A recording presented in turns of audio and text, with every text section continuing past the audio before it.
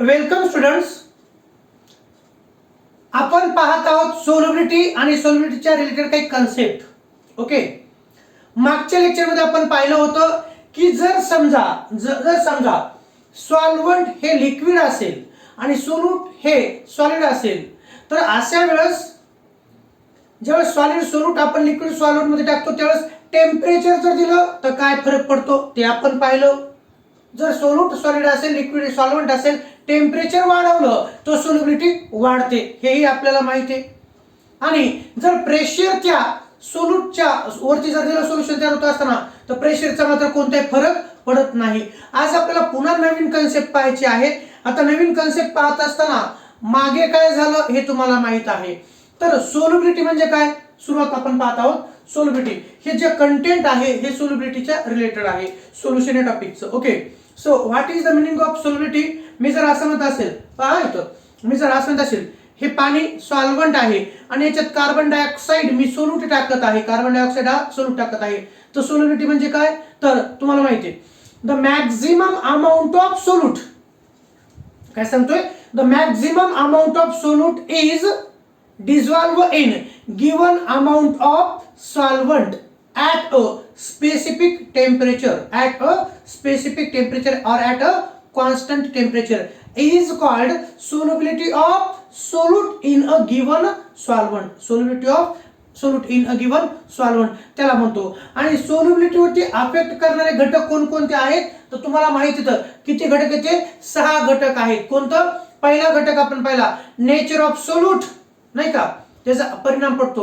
म्हणजे factor affecting on solubility कोणकोणते असतात तर नेचर ऑफ सोल्यूट, दुसरा नेचर ऑफ सॉल्व्हंट, तिसरा आपण पाहिलेला आहे अमाऊंट ऑफ सॉल्व्हंट, चौथा टेम्परेचर, पाचवा प्रेशर आणि सहावा ऍडिशन ऑफ सोल्युबल सॉल्ट. अशा प्रकारे आपण 6 फॅक्टर्स हे सोल्युबिलिटीवरती कसे परिणामकारक आहेत याविषयी पाहिलं होतं. मागच्या लेक्चरमध्ये आपण पाहिलं होतं तर काय होतो नेमका इफेक्ट काय होतो, जर सॉलिड सोल्यूट असेल आणि सॉल्व्हंट लिक्विड असेल तर अशा वेळेस जर आपण सोल्युशन तयार होत असताना टेम्परेचर वाढवलं तर काय होतं, टेम्परेचर वाढवलं तर सोल्युबिलिटी वाढते. पण आपण जर प्रेशर वाढवलं तर काय होतं, प्रेशर वाढवलं तर मात्र सोल्युबिलिटी कमी होते, सोल्युबिलिटीवरती कोणताही फरक पडत नाही, हे आपल्याला माहित आहे. आज आपण पाहणार आहोत जर सोल्यूट हा गॅस असेल, पहा काय सांगतो मी, जर सोल्यूट हा गॅस असेल, सॉल्व्हंट हे लिक्विड असेल तर काय फरक पडतो. पहा मी असं म्हणतो, आज आपल्याला पाहिजे गॅस हा सोल्यूट असणार आहे, गॅस हा सोल्यूट असेल त्यावेळेस, आणि काय सॉल्व्हंट कसं असेल, पहा लिक्विड हे सॉल्व्हंट असेल त्यावेळेस नेमका काय फरक पडतो ते आपल्याला पाहिजे. गॅस सोल्यूट, लिक्विड सॉल्व्हंट असेल त्यावेळेस. म्हणून मी असं म्हणतोय solubility of gases solute in liquids. Okay, आज आपल्याला फोकस करायचे solubility of gases in a liquid solvent. हे पाणी आहे, काय विद्यार्थी मित्रांनो, हे पाणी, पाणी जास्त प्रमाणात घेतलं हे सॉल्व्हंट आहे. यामध्ये मी जर फुंकर मारली, असं जर केलं तर कोणता गॅस बाहेर पडतो, कार्बन डायऑक्साइड, आणि तो कार्बन डायऑक्साइड यामध्ये काय होतो, सोल्युबल होतो. चला आपल्याला आज ते पाहायचंय. पाहायचं तरी हे तर आहेच, मी तुम्हाला आणखी कोनिकल फ्लास्क काढून दाखवतो. इथं पाहायचं, हे कोनिकल फ्लास्क काढला मी, काय काढला हा विद्यार्थी मित्रांनो, हा काढला कोनिकल फ्लास्क, हा काय काढला कोनिकल फ्लास्क. या कोनिकल फ्लास्क मध्ये सॉल्व्हंट कोणतं घेत आहे मी, H2O पाणी घेतोय. हे काय आहे, हे सॉल्व्हंट आहे, काय तर सॉल्व्हंट. आज आपल्याला पाहायचंय लिक्विड सॉल्व्हंट असणारे आणि सोल्यूट काय तर सोल्यूट गॅस, याच्यात काय पास करायचे, CO2 कार्बन डायऑक्साइड गॅस हा पास करायचा आहे. हा H2O सॉल्व्हंट आहे आणि CO2 काय तर हे सोल्यूट आहे, हे काय तर सोल्यूट. ओके, कार्बन डायऑक्साइड जर पाण्यात आपण ऍड केला, कार्बन डायऑक्साइड गॅस जर पाण्यात आपण ऍड केला तर कार्बन डायऑक्साइड हा पाण्यामध्ये सोल्युबल होतो. कोणते गॅसेस हे पाण्यामध्ये सोल्युबल होतात, ऍसिटिलीन हा गॅस पाण्यामध्ये सोल्युबल होतो, अमोनिया हा गॅस पाण्यामध्ये सोल्युबल होतो, कार्बन डायऑक्साइड हा गॅस पाण्यामध्ये सोल्युबल होतो. असे आपण एक्झाम्पल पाहणार आहोत. HCl गॅस पाण्यामध्ये सोल्युबल होतो. तर पहा solubility of gases solute in liquid. तर पहिला point, gases are soluble in water and other liquids and their solubility depends upon the nature of gas. आता नेचर ऑफ गॅस म्हणजे काय तेही सांगतो. तर पहिला पॉइंट आपल्याला सांगतो की जवळपास बरेचसे असे गॅस आहेत जे पाण्यामध्ये डिझॉल्व होतात किंवा अदर सॉल्व्हंट म्हणजे मग ते इथिल अल्कोहोल असेल किंवा ते बेंझिन असेल, अशा सॉल्व्हंट मध्ये देखील हे सोल्यूट गॅसेस डिझॉल्व होत असतात. ओके, म्हणून पहिला पॉइंट क्लिअर झाला का? Gases are soluble in water. Gases are soluble in water. कोणते गॅसेस? कार्बन डायऑक्साइड गॅस वॉटरमध्ये सोल्युबल होतो, त्याचबरोबर NH3 गॅस पाण्यामध्ये सोल्युबल होतो. O2 गॅस जो आहे तो मात्र कमी प्रमाणात का होईना पण सोल्युबल होतो. Okay, gases are soluble in water and other liquids and their solubility depends upon the nature of gas. कोणत्या प्रकारचं सोल्यूट आहे तुम्हाला माहिती आहे. Polar solute dissolve in polar solvent and non polar solute dissolve in non polar solvent. मग इथेही तसंच आहे, गॅस हा कोणत्या प्रकारचा आहे त्याच्यावर त्याची सोल्युबिलिटी डिपेंड असते. दुसरा पॉइंट, नॉन पोलार गॅसेस. आता कोणते? Non polar gases like O2. O2 कसा आहे? Non polar. का नॉन पोलार आहे? त्याचं स्ट्रक्चर काढतोय O डबल बॉन्ड O. हा झाला O2.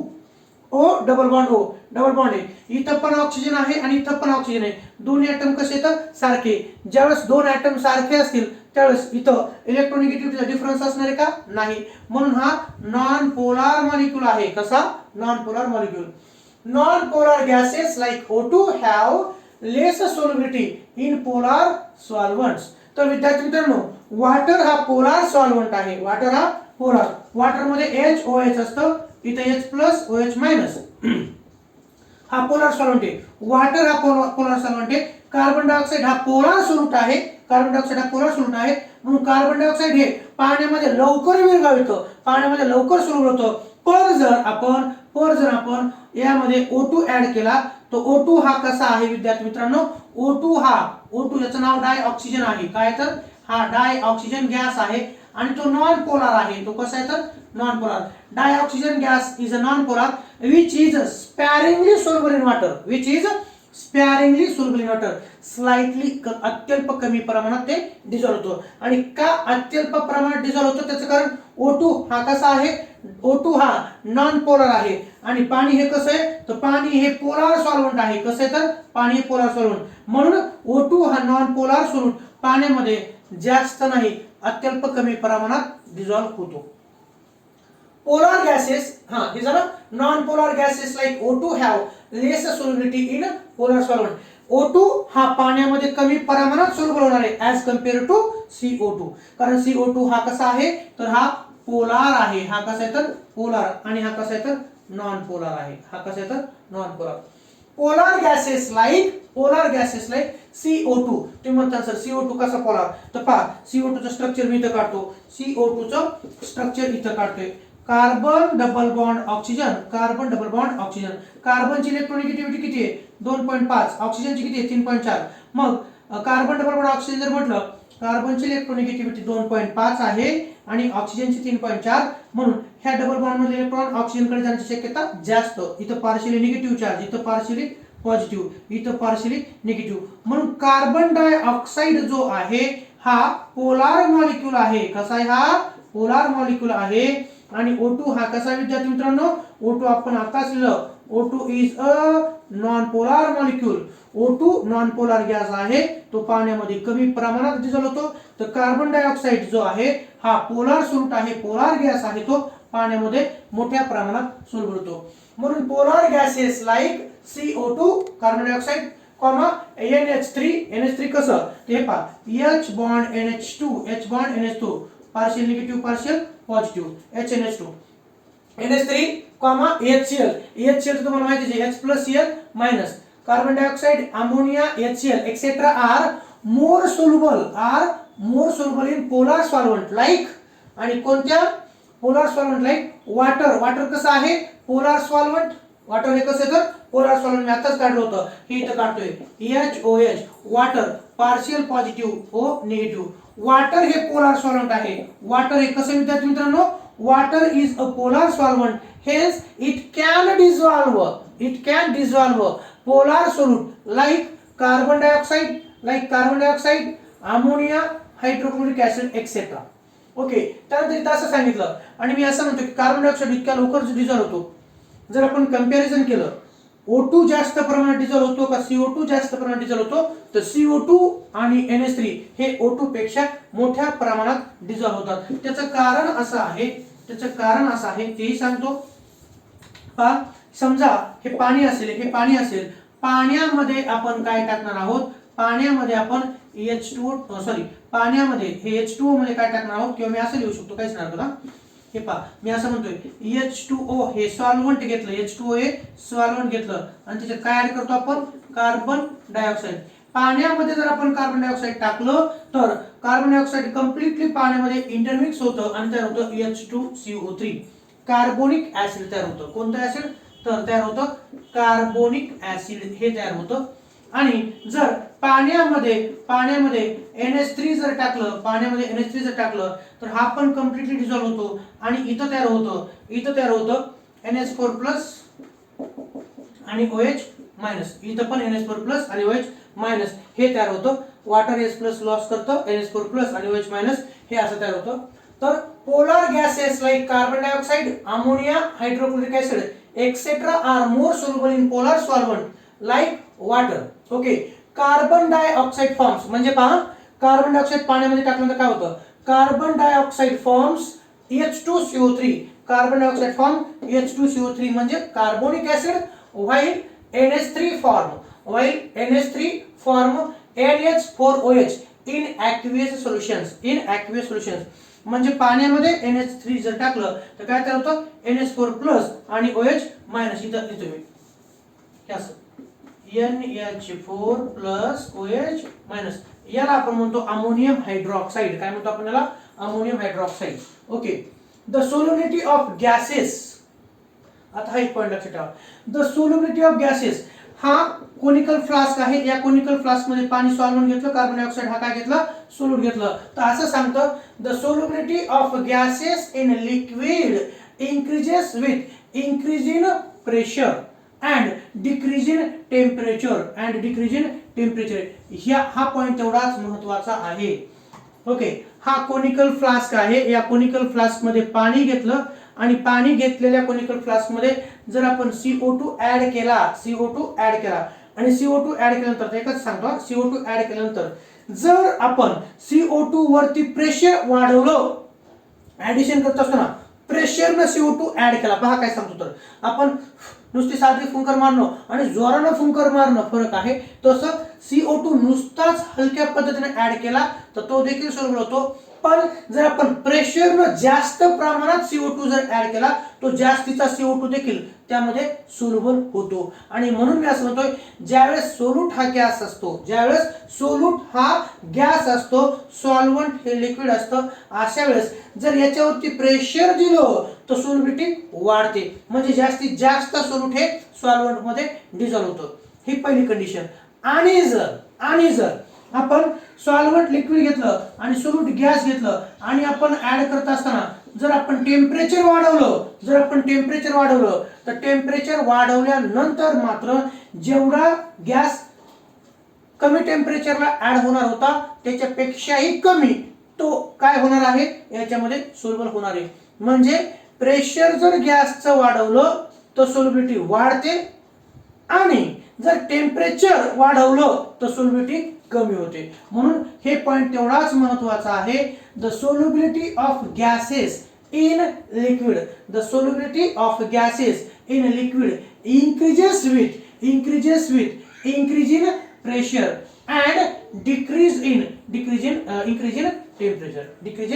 temperature. आलं लक्षात काय सांगितलं तर?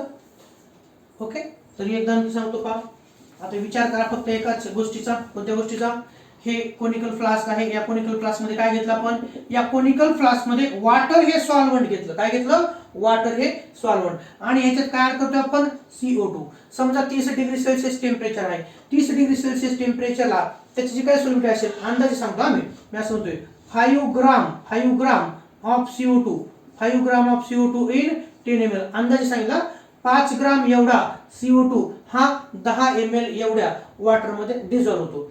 पण जर आपण प्रेशर वाढवलं, तो ऍड करत असताना प्रेशर जर वाढवलं तर मी असं म्हणतोय 5 ग्राम नाही, इथं 10 gram of CO2 dissolve in 10 ml. म्हणजे 5 ग्राम ऑफ CO2 आपण म्हणूया 30 डिग्री सेल्सिअसला 30 डिग्री सेल्सिअसला आणि जर सॉरी प्रेशर इथे टेम्परेचर आहे सॉरी 5 ग्राम ऑफ CO2 हा आहे त्या टेम्परेचरला कॉन्स्टंट 30 डिग्री सेल्सिअस टेम्परेचरला 10 ml 5 ग्राम एवढा CO2 10 ml या सॉल्व्हेंट मध्ये ऍड होतो आणि जर ऍड करत असताना जर कार्बन डायऑक्साइड वरती प्रेशर वाढवलं प्रेशर देऊन कार्बन डायऑक्साइड ऍड केला तर मात्र 10 ग्राम एवढा कार्बन डायऑक्साइड हा 10 ml मध्येच डिझॉल्व्ह होतो म्हणजे प्रेशर जर वाढवलं तर सोल्युबिलिटी वाढते म्हणजे मॅक्झिमम अमाउंट ऑफ सोल्यूट हे त्याच सॉल्व्हेंट मध्ये डिझॉल्व्ह होतो आणि दुसरी कंडिशन मी अशी सांगतो की जर समजा कॉन्स्टंट टेम्परेचरला 30 डिग्री सेल्सिअसला किती 30 डिग्री सेल्सिअसला जर 5 ग्राम ऑफ CO2 ऍड होत असेल 10 ml एवढ्या सॉल्व्हेंट मध्ये आणि जर आपण टेम्परेचर 40 डिग्री सेल्सिअस केलं तर मात्र काय होतं 10 नाही होत 5 नाही राहत तर त्याच्या ऐवजी 3 ग्राम ऑफ CO2 डिझॉल्व्ह होतो 30 डिग्री सेल्सिअसला 5 ग्राम ऑफ CO2 हा 10 ml एवढ्या सॉल्व्हेंट मध्ये डिझॉल्व्ह होतो आणि जर आपण टेम्परेचर 10 डिग्री सेल्सिअस ने वाढवलं म्हणजे ह्याला हीट द्यायला सुरुवात जर केली तर टेम्परेचर वाढवलं तर गॅस सोल्यूट हे कमी डिझॉल्व्ह होतात म्हणजे आहे ते 5 ग्राम डिझॉल्व्हचं त्याची क्वांटिटी ही कमी होते आणि ते किती डिझॉल्व्ह होतात 3 ग्राम डिझॉल्व्ह होतं मग असं का होतं त्याचं कारण आपल्याला पुढे पाहायचंच आहे कारण ते सोल्यूट बाहेर निघून जातं ओके तर म्हणून हे पॉइंट लक्षात ठेवा the solubility of gases in liquid increases with increase in pressure and decreases with increase in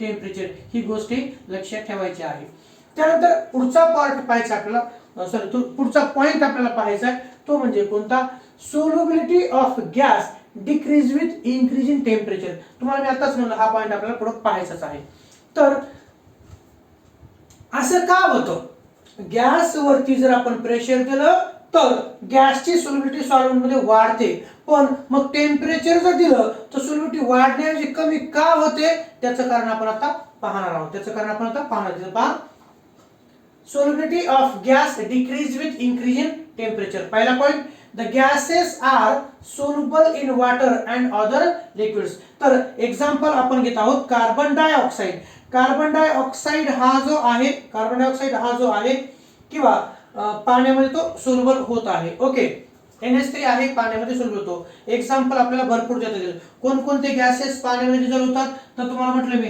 CO2 dissolve होतो NH3 डिझॉल्व्ह होतो HCl डिझॉल्व्ह होतो ऍसिटिलीन डिझॉल्व्ह होतो म्हणजेच काय CH triple bond CH acetylene देखील डिझॉल्व्ह होतो these are the gases molecules which are soluble in water okay the gases are soluble in water and other liquids according to Charles law आता Charles हा scientist होता ह्याने काय सांगितलं पहा आपल्याला या टॉपिक मध्ये चार्ल्स लॉ पाहायचा आहे नंतर हेनरीज लॉ पाहायचा आहे हॉन्टॉफ लॉ पाहायचा आहे म्हणजे राउल्स लॉ पाहायचा आहे आपल्याला वेगवेगळे लॉ पाहायचे okay according to Charles law आता काय सांगतो according to Charles law the volume of a given mass of gas increases with increase in temperature at constant pressure okay according to Charles law काय सांगतो the volume of a given mass of gas increases with increase in temperature at constant pressure okay hence volume of the dissolved gas increases with increase in temperature याचा अर्थ काय याचा अर्थ असा H2O solvent घेतलेलं आहे H2O हे polar solvent घेतलेलं आहे यात आपण कार्बन डायऑक्साइड गॅस पास केलेला आहे आणि कॉन्स्टंट टेम्परेचर इथं काय करणार आपण तर हे जे आहे ऍडिशन केलं आपण 30 डिग्री सेल्सिअसला 5 ग्राम एवढा CO2 10 ml सॉल्व्हेंट मध्ये डिझॉल्व्ह झाला पण जर आपण प्रेशर कॉन्स्टंट असताना इथे काय दिलं पहा अकॉर्डिंग टू चार्ल्स लॉ तर volume of given mass of gas increases with increase in temperature at constant pressure जर प्रेशर कॉन्स्टंट असेल ह्यावरती दिलेलं आणि जर आपण टेम्परेचर वाढवत असू तर टेम्परेचर वाढवल्यानंतर जे काही सोल्यूट असणार आहे, जे काही सोल्यूट गॅस असणार आहे, जो डिझॉल्व्ह झालेला आहे, टेम्परेचर दिल्या कारणानं डिझॉल्व्ह झालेल्या सोल्यूटचं व्हॉल्यूम काय होणार आहे, तो व्हॉल्यूम ते वाढणार आहे, व्हॉल्यूम ते वाढणार आहे. Hence volume of the dissolved gas increases with increase in temperature, increases with increase in temperature. This enormous increase in volume, this enormous increase in the volume of the gases cannot be accommodated by the solvent molecules. Hence excess of the gases escape out in the form of bubbles. Therefore the solubility of gases in liquid decreases with temperature. आता पहा, परत मी तुम्हाला एकदा समजून सांगतोय, परत एकदा मी समजून सांगतोय फ्रेशली. हे पहा, आता आपण असं म्हणूया, हा कोनिकल फ्लास्क घेतला, बरोबर आहे, हा कोनिकल फ्लास्क घेतला, या कोनिकल फ्लास्क मध्ये कोणतं सॉल्व्हेंट घेतलं आपण, वाटर घेतलं. चला काय घेतलं आपण, वाटर, वाटर घेतलं, वाटर लिक्विड. नंतर यात कोणता गॅस पास करायचा आपल्याला, CO2 गॅस. कोणता गॅस पास करायचा आहे, CO2 गॅस पास करायचा आहे. आता आपण CO2 गॅस पास करणार आहोत, CO2 गॅस पास करणार आहोत, म्हणजे मी असं म्हणतो, चला हा कोनिकल फ्लास्क घेतला, या कोनिकल फ्लास्क मध्ये असं फुंकर देत आहे, ओके, आणि फुंकर देत आहे, मी असं म्हणतो फू केलं की अंदाजे पहा, समजा हे जे सॉल्व्हेंट आहे, त्या सॉल्व्हेंट मध्ये 5 ग्राम एवढा CO2 10 ml एवढ्या सॉल्व्हेंट मध्ये डिझॉल्व्ह झाला. लक्षात घ्या, 10 ml एवढं सॉल्व्हेंट आहे असं गृहीत धरा, त्याच्यामध्ये आपण फुंकर मारले की 5 ग्राम CO2 डिझॉल्व्ह झाला, असं थोडंसं लक्षात घ्या. पण आता मी असं म्हणतो की दुसरी कंडिशन अशी की मी पुन्हा फुंकर मारतोय आणि त्याचबरोबर या कोनिकल फ्लास्कला खालून टेम्परेचर देतोय, खालून काय देतो, टेम्परेचर, हीट करतो, म्हणजे या सोल्युशनला कम्प्लिटली काय देतो, तर हीट सप्लाय करतो. आणि हीट सप्लाय केल्यानंतर ही फक्त पाण्याला पोहोचणार आहे का, पाण्याला पोहोचणार आहे का, नाही, तर पाणी हे सॉल्व्हेंट आहे आणि त्याच्यामध्ये कार्बन डायऑक्साईड हा काय करतात, गॅस आहे, त्या गॅसला पण पोहोचणार आहे. आणि म्हणून ज्यावेळेस आपण हीट देऊ, ज्यावेळेस आपण काय करणार, त्याला हीट देणार आहोत, हीट दिल्यानंतर जे काही डिझॉल्व्ह झालेले आता हे जे सांगतो तुम्हाला, डिझॉल्व्ह झालेले कार्बन डायऑक्साईड मॉलिक्युल्स आहेत, या कार्बन डायऑक्साईड मॉलिक्युलचं व्हॉल्यूम वाढतं. काय वाढतं, व्हॉल्यूम वाढतं. आणि हीट केल्यानंतर जर कार्बन डायऑक्साईडचं व्हॉल्यूम वाढत असेल तर वाढलेलं व्हॉल्यूम जे असणार आहे ते व्हॉल्यूम सोल्युबल या पाण्यामध्ये होऊ शकत नाही पूर्णचे पूर्ण. त्याचं कारण वाढलेलं जे व्हॉल्यूम आहे, वाढलेलं extra volume can not be accommodated in a given solvent. Hence we can say that increase in temperature decreases the solubility. Here's the point. Okay, solubility of gas decreases with increase in temperature. The gases are soluble in water and other liquids. According to Charles law, the volume of given mass of gas increases with increase in temperature at constant pressure. Temperature वाढवलं तर हे जे gas solute dissolve झाले त्याचं काय वाढतं, त्याचं volume वाढतं आणि ते इथे येऊन बसतं, ओके, वरती. आणि म्हणून hence volume of the dissolve gas increases with increase in temperature. आणि त्या गॅसचं काय होतं, व्हॉल्यूम वाढतं आणि मग ते जे सॉल्व्हेंट मध्ये आहे त्याच्यापेक्षा ते सोल्यूट काय होतं, तर ह्या रिकाम्या जागेवरती पण येऊन थांबतो.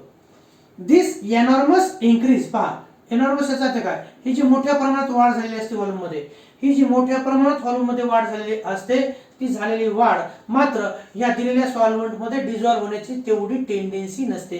म्हणजे सॉल्व्हेंटची गॅसला अकोमोडेट करण्याची कॅपॅसिटी संपलेली असते. कधी, जेव्हा टेम्परेचर वाढलेलं असतं त्यावेळेस. This enormous increase in volume of the gases cannot be accommodated by the solvent molecules. Okay, hence excess of the gases, म्हणजे ज्यांचं व्हॉल्यूम वाढलेलं आहे, hence the excess of the gases escape out in the form of bubbles. आणि म्हणून जे काही access झालेलं आहे, ज्याचं एक्सपान्शन झालेलं आहे ज्या गॅसेसचं, आणि शिल्लक राहिलेले गॅसेस काय करतात, तर ते बबलच्या फॉर्म मध्ये, म्हणजे बुडबुड्याच्या फॉर्म मध्ये कशाच्या बाहेर निघतात, ते कोनिकल फ्लास्कच्या बाहेर निघतात. Okay, therefore the solubility of gases in liquid decreases with temperature. आणि म्हणून टेम्परेचर जर वाढवलं काय होतं नेमकं परत लक्षात घ्या का. कोनिकल फ्लास्क, या कोनिकल फ्लास्क मध्ये पाणी घेतलं आणि त्याच्यात जर आपण CO2 पास केलं तर आपण असं म्हटलं की 5 ग्राम एवढं CO2 10 ml एवढ्या सॉल्व्हंट मध्ये डिझॉल्व्ह होतं. पण डिझॉल्व्ह होत असताना जर आपण त्याला टेम्परेचर दिलं तर टेम्परेचर दिल्यामुळे काय होतं, जे काही सोल्यूट कार्बन डायऑक्साईडचे मॉलिक्यूल आहेत ह्या कार्बन डायऑक्साईड मॉलिक्यूलचा एक्सपान्शन होतं. हे एकमेकापासून दूर जातात, त्यांचं काय होतं एक्सपान्शन होतं. आणि एक्सपान्शन झाल्यामुळं गॅसचं एक्सपान्शन झाल्यामुळं गॅसचे मॉलिक्यूल्स काय करतात तर रिकामी जागा जी आहे कोनिकल फ्लास्क मध्ये ते येऊन थांबतात किंवा बबलच्या फॉर्म मध्ये बुडबुड्याच्या फॉर्म मध्ये जिथून सांद आहे तिथून काय करतात ते तर बाहेर पडतात. म्हणून अशा प्रकारे आपण असं म्हटले की ज्या ज्यावेळेस सोल्यूट हा गॅस असेल, ज्या ज्यावेळेस सोल्यूट हा गॅस असेल, सॉल्व्हंट हा लिक्विड असेल आणि जर आपण टेम्परेचर वाढवलं कॉन्स्टंट प्रेशरला तर solubility of solute gas decreases. Solubility of gas decreases due to the expansion of solute gas molecules, expansion of solute gas molecules, and that much quantity of solute cannot be dissolved in given amount of solvent, hence solubility of solvent decreases in solubility decreases. Okay, हे झालं इथपर्यंत. Okay, आता पुढचा याच्याशी related एक scientist होता, तो होता हेनरी. कोणता? हेनरी. हेनरीचा एक लॉ आपल्याला पाहायचा आहे, हेनरीज लॉ. तो पण सोल्युबिलिटीच्या रिलेटेड असा लॉ आहे. ओके, इथं काय अडचण आहे तुम्हाला आता. Okay, the solubility of gases in liquid decreases with temperature. MCQ साठी लक्षात ठेवायचं आहे. सोल्युबिलिटी कधी कमी होते गॅसेसची? Solubility of gases in liquid decreases with temperature, decreases with temperature. त्यानंतर आपण पाहूया effect of pressure on the solubility of the gases. काय पाहायचं आपल्याला? Effect of the pressure on the solubility of the gases. नेमका इफेक्ट काय होतो solubility वरती गॅसेसचा? Effect of pressure on the, कशाचा इफेक्ट आहे? Effect of pressure on the solubility of gases in a liquid solvent. आणि हे जे अभ्यासपूर्ण स्टडी केली म्हणजे अभ्यासपूर्ण जे काही निष्कर्ष काढलेला आहे तो कोणी काढलेला आहे तर सायंटिस्ट हेनरी यांनी काढलेला आहे. म्हणून त्या लॉला आपण काय म्हणतो तर हेनरीज लॉ. यावरती एखाद्या मार्कासाठी 2 मार्कासाठी छोटस न्यूमेरिकल विचारलं जातं. चला पहा, effect of pressure on the solubility of gases. प्रेशरचा काय इफेक्ट होतो सांगा बरं. तुम्हाला माहिती आहे प्रेशरचा काय इफेक्ट होतो? जर सॉल्व्हंट लिक्विड असेल, सोल्यूट गॅस असेल आणि याच्यावरती जर आपण प्रेशर दिलं, सोल्यूटवरती जर आपण प्रेशर दिलं सोल्युशन तयार करत असताना तर काय फरक पडतो? जर सोल्यूट गॅसवरती प्रेशर जर दिलं तर गॅसची सोल्युबिलिटी वाढते. काय होतं? गॅसची सोल्युबिलिटी वाढते. तसंच पहा इथं प्रश्न असतो state and explain Henry's law. कोणता? State and explain Henry's law. 2 मार्कासाठी हा प्रश्न येऊ शकतो थेरीमध्ये. आणि ह्यावरती MCQ मात्र सहज विचारता येतात, भरपूर MCQ विचारता येतात. ओके, आता पहा हेनरीचा लॉ काय सांगतो. Gases are compressible. आपल्याला माहिती आहे गॅसेस कसे असतात? कॉम्प्रेसिबल. आपल्याला घरचं सिलेंडर हे माहिती आहे त्याला कॉम्प्रेस केलेलं असतं. जर तुम्ही एखादी स्नॉब उघडला तर एकदम फसकन असा गॅस बाहेर निघतो. ओके, गॅसेस हे कसे असतात? कॉम्प्रेसिबल असतात. या कमेंट वरती किंवा या स्टेटमेंट वरती हेनरीचा हा लॉ आहे. State and explain Henry's law. Gases are compressible. Their solubility in liquid is influenced by external pressure of the gas. ज्यावेळेस सॉल्व्हंट हे लिक्विड असतं, सोल्यूट हे गॅस असतं आणि जर त्या गॅस सोल्यूटवरती आपण प्रेशर जर दिलं तर ते काय होतं? गॅस सोल्यूट मोठ्या प्रमाणात सोल्युबल होतो. ओके, आणि हे कशाच्या आधारावर सांगितलंय हेनरीनं? तर गॅसेस हे कॉम्प्रेसिबल आहेत ही कन्सेप्ट त्यांनी अप्लाय केलेली आहे. द सोल्युबिलिटी ऑफ गॅसेस आपल्याला पाहिले आपण हे काय इकडे पाहिलेले. The solubility of gases increases with increase in pressure. Okay, 2 term. Gases compress करता येतात म्हणजे गॅसेस वरती प्रेशर जर दिलं तर त्यांचे जे काय व्हॉल्यूम आहे ते कमी करता येतं. Gases are compressible. गॅसेस मध्ये कॉन्स्टिट्यूएंट पार्टिकल्स दूर असतात, त्यांना जर आपण फोर्स केला, प्रेशर जर दिलं तर ते मात्र एकमेकाच्या जवळ येतात. आणि the solubility of gases increases with increase in pressure. आता आपण पाहूया हेनरीचा लॉ. कोणता लॉ पाहायचा आपला? हेनरीचा लॉ. सोल्युबिलिटी ऑफ गॅस पाहायचं. Solubility of gas in liquid at constant temperature is proportional to the pressure of the gas above the solution. Pressure of the gas above the solution. याचा अर्थ इथं पाहू शकता, solvent liquid घेतलं, solute gas घेतला, आणि जर आपण सोल्युशन तयार होत असताना याच्यावरती काय अप्लाय केलं? प्रेशर जर दिलं तर याचा अर्थ असा होतो की जेवढं जास्त प्रेशर तेवढं कार्बन डायऑक्साईड काय होईल, तर तो मोठ्या प्रमाणात सोल्युबल होईल. ओके, आता हेनरीच्या लॉचे हे एक्सेप्शनल असतील की कार्बन डायऑक्साईड, अमोनिया हे त्याचे काय असेल तर एक्सेप्शन असतील, पण बाकीच्या बाबतीत मात्र हे इफेक्टिव्ह असेल. Solubility of gas. Okay, solubility of gas in a liquid at constant temperature is proportional to the pressure of the gas above the solution. इथे पहा, मग आता कार्बन डायऑक्साईडच्या ऐवजी आपण दुसरं घेऊ, कारण पाणी जर सॉल्व्हेंट असेल, कार्बन डायऑक्साईड आणि अमोनिया हे हेनरीच्या लॉला एक्सेप्शनल आहे. त्याचं कारण हे ऑलरेडीच मोठ्या प्रमाणात डिझॉल्व्ह होतं. मग कोणतं घ्यायचं सांगतोय पहा, हे आपण घेऊ.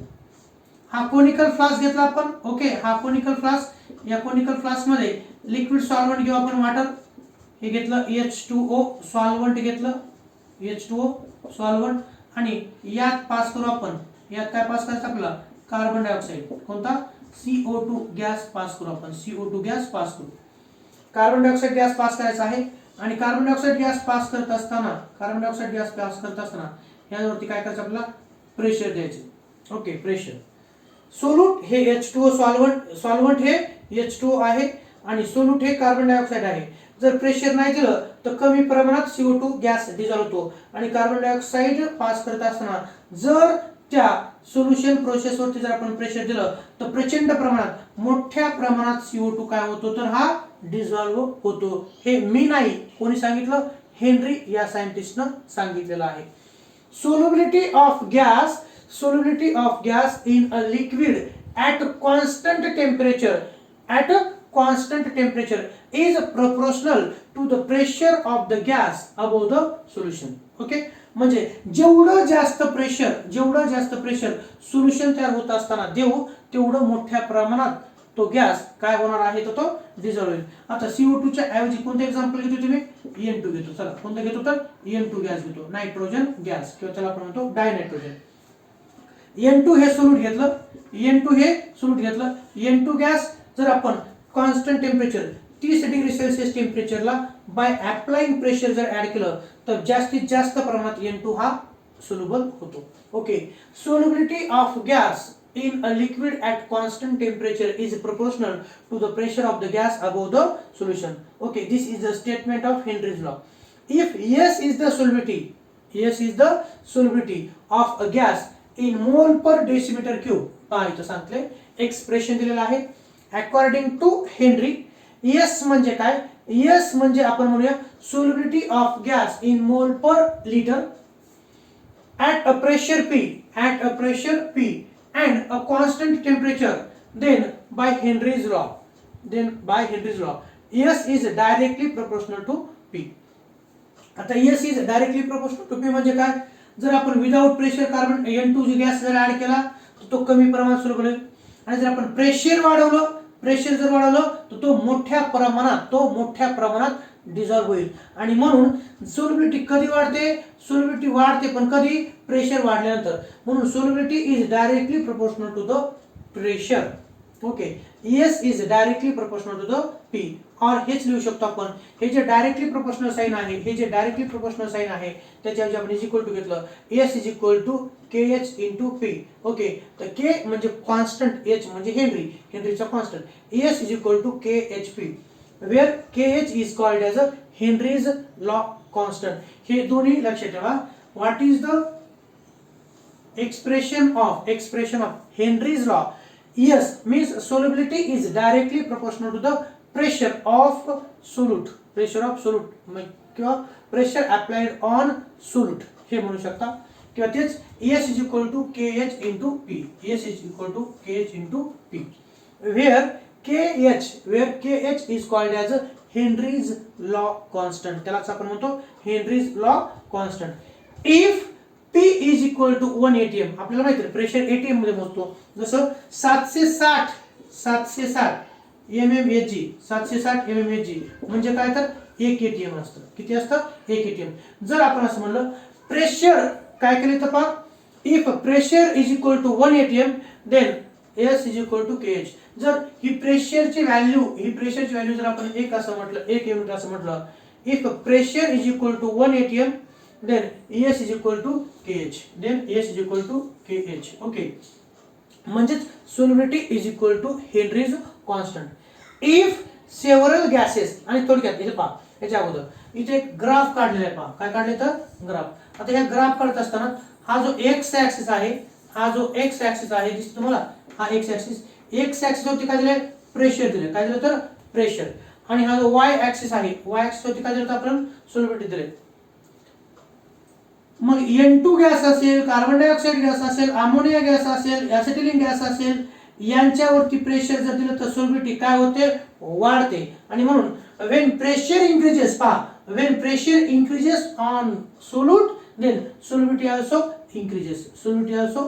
पहा इथं प्रेशर जसं जसं वाढेल तसं सोल्युबिलिटी काय झाली तर वाढलेली आहे. हा ग्राफ तुम्हाला थोडक्यात लक्षात ठेवायचा आहे. ओके, थोडक्यात तुम्हाला लक्षात ठेवायचं आहे. If several gases are present, आता सेव्हरल गॅसेस म्हणजे कोणते? तर तुम्हाला मी असं म्हणेल, या कोनिकल क्लासमध्ये N2 गॅस पास केला, त्याच्यात आपण O2 पास केला, त्याच्यात आपण समजा CO2 पास केला, त्याच्यात NH3 पास केला. ज्यावेळेस एकापेक्षा जास्त गॅसेस आपण हे सॉल्व्हंट मध्ये डिझॉल्व्ह करण्याचा प्रयत्न करू, त्याच्यासाठीची कन्सेप्ट आहे. If several gases are present then the solubility of any gas in the mixture is proportional to its partial pressure at a given temperature.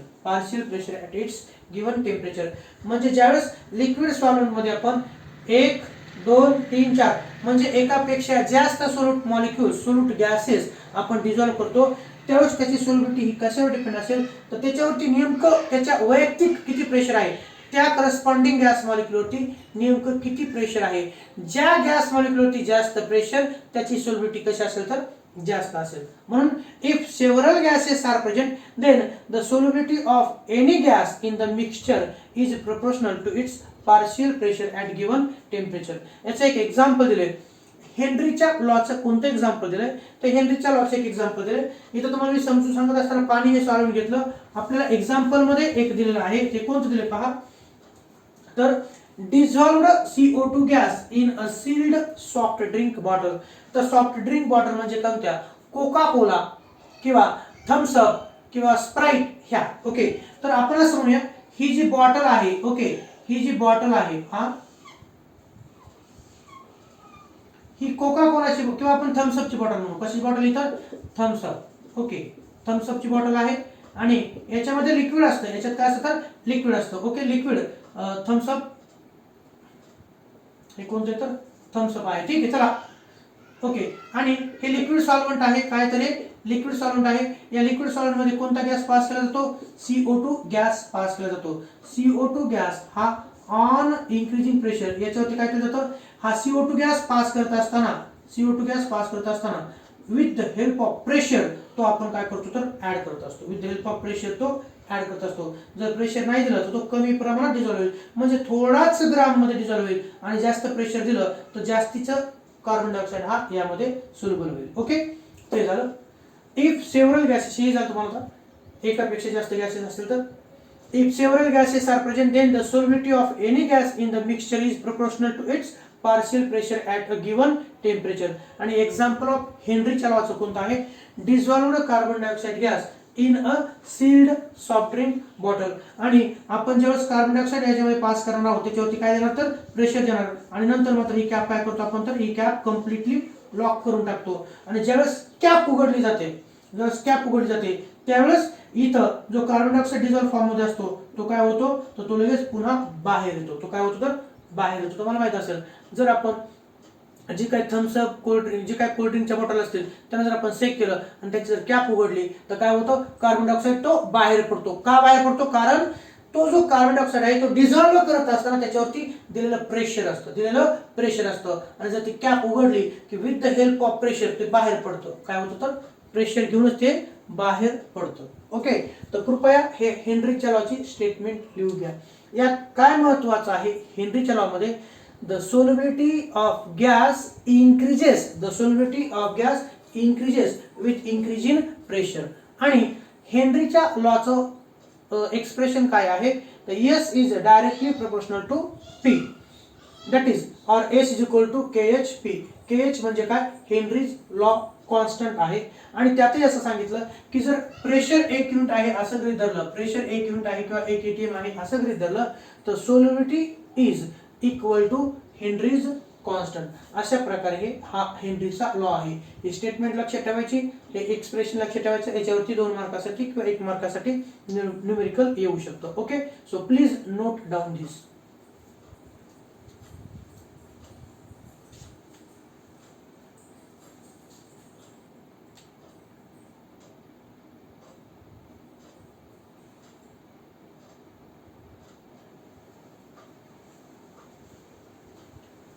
आता आपण आताच पाहिलं की हेनरीज लॉ, कोणता लॉ पाहिला आपण, हेनरीज लॉ, जो तुमच्या समोर आहे. Okay, solubility of gas in liquid at a constant temperature is directly proportional to the pressure of the gas above the solution. आता तुम्हाला माहिती आहे हे जे काही स्प्रे बॉटल वगैरे असतात बघा, स्प्रे याच्यात असं असतं, जर आपण प्रेस केलं तर काय होतं, त्याच्यातून गॅस बाहेर येतो. तर हेनरीचा जो लॉ आहे त्याच्याशी रिलेटेड आपल्याला काही 2-3 थेरॉटिकल पॉइंट्स आहेत ज्यांचं एमसीक्यू साठी महत्त्वाचं योगदान असतं. ओके, तर हेनरीच्या लॉ मध्ये काय लक्षात ठेवायचं असं म्हटलं तुम्हाला मी, की जर आपण हे प्रेशर असं म्हणत असू, हे जर सोल्युबिलिटी असं म्हणत असू, तर जर हा लिक्विड सॉल्व्हेंट मध्ये जर आपण गॅस डिझॉल्व्ह करण्याचा प्रयत्न केला, त्या गॅसवरती जर आपण प्रेशर वाढवलं तर सोल्युबिलिटी वाढते. Okay, when increase the pressure of solution solubility increases according to Henry's law. इथे पाहता illustration of Henry's law, हे theoretical explanation आहे, illustration of Henry's law. हेनरीच्या लॉचं एक एक्झाम्पल इथं दिलेलं आहे. ओके, सगळ्यांना कोल्ड ड्रिंकच्या बॉटल माहित होतात, मग ते कोका कोला असेल, थम्सअप असेल, स्प्राईट असेल. ओके, आता काय करू शकता तुम्ही घरी गेल्यानंतर किंवा घरीच आहात. ओके, तर एक बॉटल घ्यायची, कोणती घ्यायची, स्प्राईटची घ्या, तिला असं सेक करा. ओके, आणि तिची कॅप उघडा. काय होईल बरं, कॅप उघडल्यानंतर ते जे काही लिक्विड आहे ते लिक्विड एकदम फास्ट स्पीडनं त्या बॉटलच्या बाहेर येतं. असं का होतं त्याचं इथं हे थेरॉटिकल एक्सप्लेनेशन दिलेलं आहे. ओके, मी असं म्हणतोय की आपण असं गृहीत धरा ही बॉटल आहे, ही काय तर बॉटल आहे, आणि ही कशाची बॉटल आहे, तर ही स्प्राईट आहे, याच्यामध्ये काय तर सोडा एरेटेड कोल्ड ड्रिंक आहे, कोणती तरी ही सोडा बॉटल आहे. ओके, लक्षात ठेवा, सोडा वॉटर ज्याला आपण म्हणतो, किंवा स्प्राईटची बॉटल आहे, ही कोणती आहे तुमच्या माहितीसाठी तुम्ही, ही स्प्राईटची बॉटल आहे. Okay, sprite. तर इथं पहा, illustration of Henry's law, in case of aerated और कार्बोनेटेड ड्रिंक बिव्हरेजेस. आता एरिएटेड म्हणजे काय, हवा भरलेले ड्रिंक्स, किंवा आपण म्हणतो कार्बोनेटेड ड्रिंक्स. मी असं म्हणतोय की कोल्ड ड्रिंक्स जे आहेत, थम्सअप, कोका कोला, स्प्राईट, यांच्यामध्ये कार्बन डायऑक्साईड भरलेला असतो. गॅस कार्बन डायऑक्साईड यांच्यामध्ये प्रेशर देऊन डिझॉल्व्ह केलेला असतो. Okay, in case of aerated और carbonated drinks beverages, the bottle is filled by dissolving carbon dioxide gas at high pressure and then is sealed.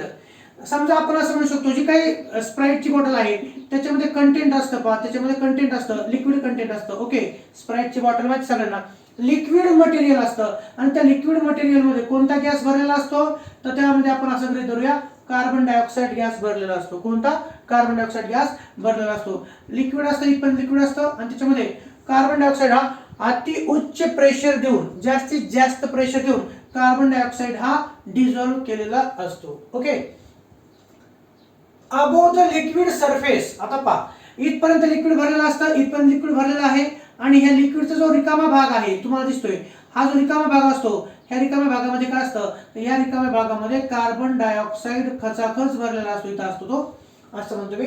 Above the liquid surface, okay, above the liquid surface, याच्यावरती above the liquid surface there is a air and undissolved carbon dioxide. Due to high pressure, the amount of dissolved CO2 is large. आता carbon dioxide मोठ्या प्रमाणात भरला जातो. Carbon dioxide मोठ्या प्रमाणात भरलेला असताना तर जेवढं प्रेशर देऊ तेवढं ते सोल्युट झालं असतं, पण जास्तीचा अमाऊंट मधला जो CO2 असतो तो कुठं असतो, तर हे जे सोल्युशन असतं त्या सोल्युशनच्या वरती असतं. फक्त कार्बन डायऑक्साईड असतो का, तर कार्बन डायऑक्साईड सोबतच काही हवेचं मिक्सचर देखील त्याच्यासोबत असतं. ओके, इथं काय असतं, तर पहा, कोणतीही कोल्ड्रिंकची बॉटल एकदम फुल भरलेली नसते, तिच्यावरती काय असते, तर रिकामी जागा असते, आणि ती रिकामी जागा आपल्याला जी डोळ्याला रिकामी जागा दिसते, तर त्या एम्प्टी स्पेस मध्ये काय असतं, कार्बन डायऑक्साईड गॅस असतो. त्याचबरोबर इथं काय असतं, तर एअर असतं. काय असतं, तर एअर असतं. Okay, above the liquid surface there is air and undissolved CO2. Due to high pressure, the amount of undissolved CO2 is large. आणि जर ती बॉटल आपण शेक केली, तुम्हाला सगळ्यांना प्रॅक्टिकल माहिती आहे, ती जर बॉटल आपण शेक केली तर काय होतं, तिथं बुडबुडे यायला सुरुवात होते. काय होते, तर बुडबुडे यायला सुरुवात होते. When the cap of the aerated bottle is removed, कधी, जेव्हा समजा मी असं म्हणतोय की पहा, ही स्प्राईटची बॉटल आहे, नक्कीच इंकची आहे, पण असं गृहीत धरा ही स्प्राईटची बॉटल आहे, आणि मी काय करतो, असं सेक करतो, आणि सेक केलं आणि तिची जर कॅप काढली तर काय होतं, ते जे लिक्विड आहे ते लिक्विडही, आणि त्याचबरोबर तो गॅसही बाहेर पडतो, कारण इथं एक विशेष असं प्रेशर तयार होतं. त्या प्रेशरच्या मुळे इथं लिक्विडही बाहेर पडतं आणि गॅसही बाहेर पडतो. ओके, तर पहा, when the cap of the aerated bottle is removed, the pressure on the solution is lowered. The pressure on the solution is lowered. म्हणजे आपण जर कॅप उघडली तर सोल्युशन वरती प्रेशर राहणार आहे का, नाही. कॅप जर उघडली तर वरचा गॅस तर लवकर निघून जाणार आहे. ओके, म्हणून असं म्हणू शकतो, the pressure on the solution is lowered, hence excess of CO2. आणि इथं जो एक्सेस CO2 होता, hence the excess of CO2 and air escape out. Excess of CO2 and air is escape out in the form of effervescence. Thus, by decreasing the pressure, solubility of gas decreased. थोडंसं हे theoretically आहे, आपण असं गृहीत धरू की ही कशाची bottle आहे, ही बॉटल आहे स्प्राईटची बॉटल. आता स्प्राईटची फक्त आपल्याला भरलेली बॉटल असते, पण आपल्याला लक्षात घ्यायचं आहे की बॉटल भरताना नेमकं काय केलं जातं. बॉटल भरताना इथं टोपण लावलेलं नसतं. आपण असं म्हणूया ही बॉटल ओपन आहे, या बॉटलमध्ये जे काही लिक्विड कंटेंट आहे ते लिक्विड कंटेंट भरायचं. हे लिक्विड कंटेंट आहे, आणि ह्या लिक्विड कंटेंट मध्ये आपल्याला काय पास करायचं आहे, यावरती आपल्याला कार्बन डायऑक्साईड गॅस पास करायचा आहे. कार्बन डायऑक्साईड गॅस पास करत असताना अवतीभोवतून एअर पण त्याच्यात मिक्स होणार आहे, आणि जास्तीत जास्त प्रमाणात कार्बन डायऑक्साईड भरायचा आहे, आणि त्याला प्रेशर देऊन नंतर ती कॅप काय करायची आपल्याला, तर ती कॅप सील करायची आहे, म्हणजे लावायची आहे. ओके, आणि आपण एक प्रयोग करत आहोत. आता ही स्प्राईटची बॉटल आहे, हिच्यामध्ये CO2 भरलेला आहे, हिच्यामध्ये एअर आहे, आणि काही प्रमाणात इतर रिकामी जागा असते, तिथे गॅस साठवलेला असतो. ज्यावेळेस आपण ती बॉटल अशी सेक करतो, बॉटल सेक केल्यानंतर काय होतं, तर तिथं कायनेटिक एनर्जी त्या लिक्विड मॉलिक्यूलची वाढलेली असते, त्याचबरोबर गॅस मॉलिक्यूलची देखील वाढलेली असते, कारण ते वॉल ऑफ कंटेनर, ती जी बॉटल असते त्या बॉटलच्या कंटेनरवरती ते धडकत असतात. आणि ज्यावेळेस आपण असं सातत्यानं त्याला सेक करत असतो, सेक केल्यामुळे तिथं कायनेटिक एनर्जी वाढलेली असते, आणि ही कॅप उघडल्यानंतर, ती कॅप कशी उघडतो माहिती, कॅप उघडल्यानंतर मात्र इथून पटकन असे सर्व गॅसेस आणि गॅसेस सोबत लिक्विड देखील बाहेर निघून जातं. So it is a illustration of Henry's law, आणि ते काय आहे तर मग हेनरीचा लॉ आहे. इन केस ऑफ एरेटेड और carbonated drink beverages, the bottle is filled by dissolving CO2 gas at high pressure and then sealed. Seal म्हणजे काय, त्याला आपण कॅप लावतो. above the liquid surface there is air and undissolved CO2. Due to high pressure, the amount of dissolved CO2 is large. When the, आपण check केल्यानंतर cap उघडतो, when the cap of the aerated bottle is removed, the pressure on the solution is lowered pressure on the solution, gas निघून गेल्यानंतर pressure काय होईल सोल्युशनचं कमी होईल. When the cap of the aerated bottle is removed, the pressure on the solution is lowered.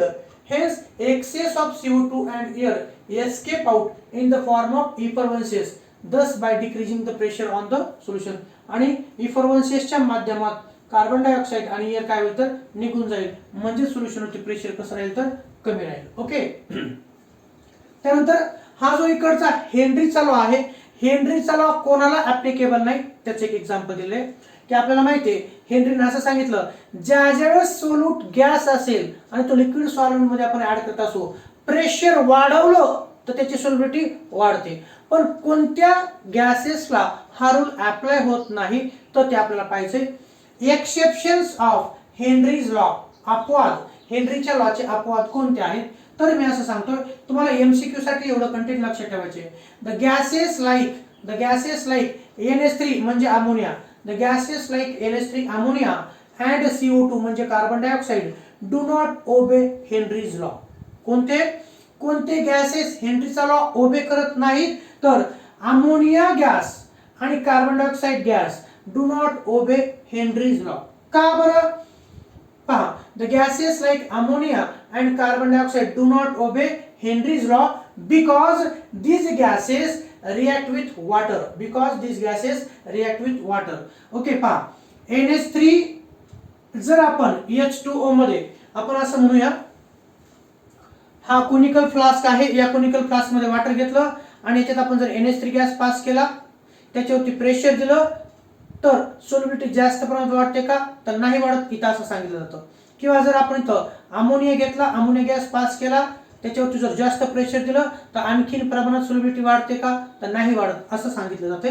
त्याचं कारण पहा इथं, the gases like ammonia and carbon dioxide do not obey Henry's law because these gases react with water. त्याचं कारण ammonia जर आपण H2O मध्ये pass केला तर अमोनियाची रिएक्शन H2O सोबत होऊन अमोनियम आयन आणि OH मायनस आयन तयार होतात. यालाच आपण असे लिहू शकतो अमोनियम हायड्रॉक्साइड तयार होतं. काय होऊ शकतं तर अमोनियम हायड्रॉक्साइड.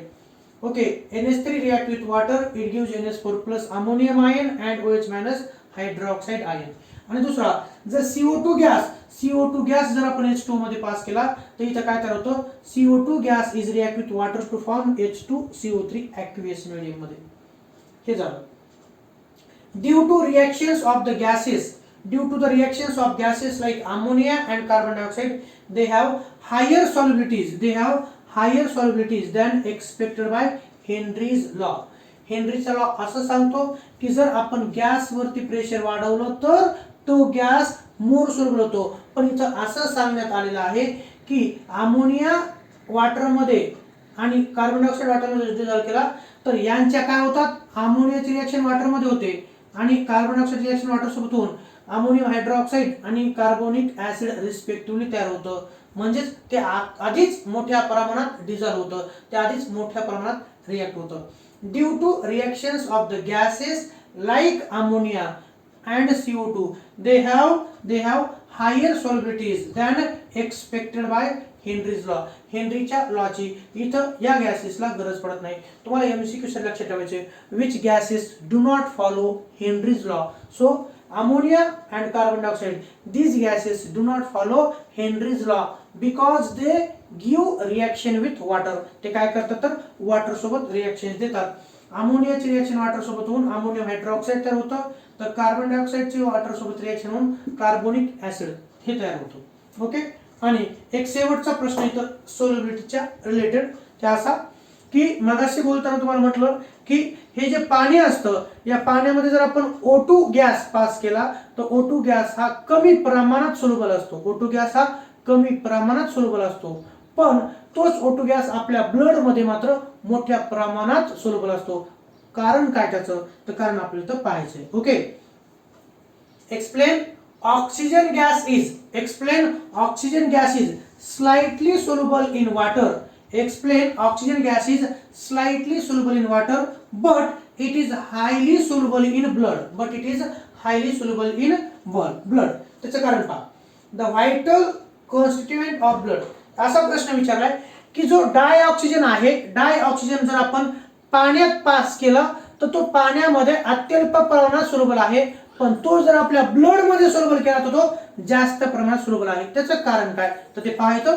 त्याचं कारण पहा, the vital constituent of blood namely haemoglobin. आपल्याला माहिती आहे ब्लड म्हटलं की ब्लड मध्ये महत्वाचं कंटेंट कोणतं असतं, HB. Okay, the vital constituent of blood namely haemoglobin react with oxygen increasing the solubility of oxygen. याचा अर्थ असा होतो की आपल्या ब्लड मध्ये जे हेमोग्लोबिन आहे, म्हणजे ब्लड मध्ये महत्वाचा घटक कोणता, HB सोबत O2 रिएक्ट होतो. HB सोबत O2 रिएक्ट होतो, म्हणून O2 हा HB मध्ये मोर सोल्युबल आहे, पण पाण्यामध्ये तो रिएक्ट होत नाही, म्हणून पाण्यामध्ये लेस सोल्युबल आहे. Okay, explain oxygen gas is slightly soluble in water but it is highly soluble in blood. ह्याचं एक्सप्लेनेशन असं सांगतं, द व्हायटल कॉन्स्टिट्युएंट म्हणजे महत्वाचा घटक ब्लडचा कोणता आहे, हिमोग्लोबिन आहे. Okay, it react with oxygen increasing the solubility of oxygen. यात असं सांगतं, haemoglobin is react with O2 it gives haemoglobin O8. It gives haemoglobin O8 म्हणजे हेमोग्लोबिनचा एक मॉलिक्यूल हा 4 O2 च्या मॉलिक्यूल सोबत रिएक्ट होऊन हेमोग्लोबिन O8 या नावाचा कंपाऊंड तयार होतो. दिस ऑक्सिजनेटेड ब्लड म्हणजे कोणतं आहे, haemoglobin O8. This oxygenated blood is circulated to the various parts of body for the supply of oxygen. आणि हेच हेमोग्लोबिन युक्त म्हणजे समजा O2 आणि हेमोग्लोबिन हे जे आहे आपल्या ब्लड मध्ये सर्क्युलेट होतं, आणि तेच रिस्पॉन्सिबल आहे की जास्तीत जास्त O2 हे ब्लड मध्ये सोल्युबल होण्यासाठी. ओके, तर हे झालं इलस्ट्रेशन ऑफ हेनरीज लॉ, हे झाले एक्सेप्शन्स, आणि हे झालं आणखी एक एक्सप्लेनेशन. तर डायऑक्सिजन हा पाण्यामध्ये सोल्युबल नाही होत, किंवा डायऑक्सिजन हा पाण्यामध्ये अत्यल्प प्रमाणात सोल्युबल होतो, पण तोच डायऑक्सिजन ब्लड मध्ये मात्र मोठ्या प्रमाणात सोल्युबल होतो. त्याचं कारण तुम्हाला माहिती झालं की डायऑक्सिजन हा पाण्यासोबत रिएक्शन देत नाही, म्हणून तो कमी प्रमाणात सोल्युबल असतो. तर डायऑक्सिजन हा ब्लड सोबत ब्लड मधल्या महत्वाच्या घटक हेमोग्लोबिन सोबत रिएक्शन देऊन काय तयार करतं, तर हेमोग्लोबिन O8 तयार करतं. आणि हेमोग्लोबिन O8 मात्र आपल्या ब्लड मध्ये सगळीकडे सर्क्युलेट होतं, आणि त्याच्यामुळं आणखीन जास्त प्रमाणात O2 आपल्या ब्लड मध्ये काय होतो, तर डिझॉल्व होतो. Okay, this oxygenated blood is circulated to the various part of body for the supply of oxygen. Okay, so हे आज इतकं आपण पाहिलेलं आहे सोल्यूट गॅस सॉल्व्हेंट लिक्विड. त्याच्यानंतर आपण हे पाहिलेलं आहे हेनरीचा लॉ, त्याचं इलस्ट्रेशन आणि त्याचे ज्याला आपण म्हणू शकतो एक्सेप्शन्स कोणते आहेत, आणि त्याचं काही एक्सप्लेनेशन.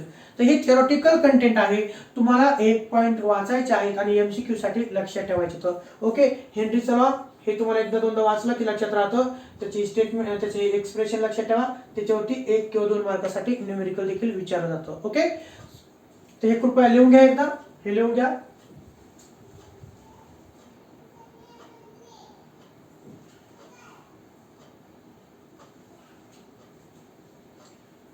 तर हेनरीचा लॉ झाला, हे झालं गॅस सोल्यूट सॉल्व्हेंट मध्ये डिझॉल्व होण्याच्या प्रोसेसेस. ओके, तर इतकं आज कंटेंट एवढं घेतलं आपण, रिमेनिंग पार्ट आपण पुढच्या लेक्चर मध्ये पाहू. Okay, so thank you so much.